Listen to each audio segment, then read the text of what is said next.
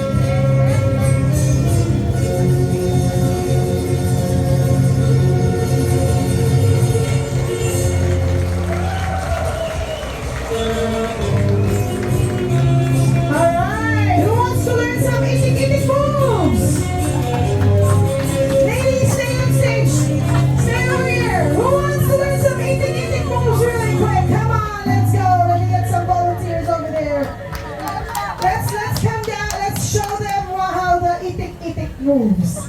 Can I get volunteers? Let's go. Come on, don't be shy. She's pointing at you, so you're coming. Let's go. Let's go. Let's go.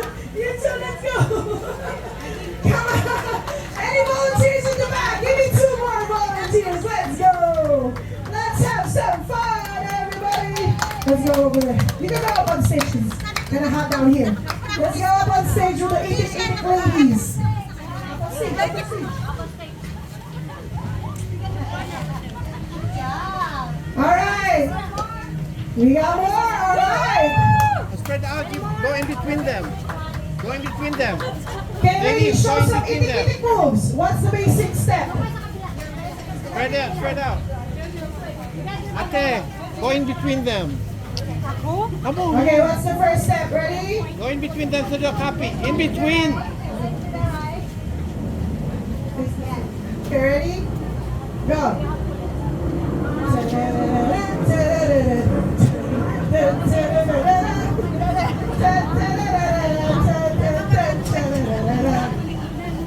And then down. Okay, let's do that. Let's have our yellow ladies back up and all our volunteers in the front. Come forward, everybody.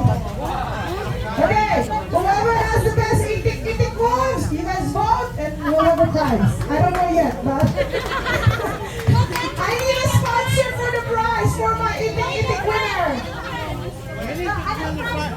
Right here, sir. I don't know yet. I'm waiting for a sponsor to give a prize.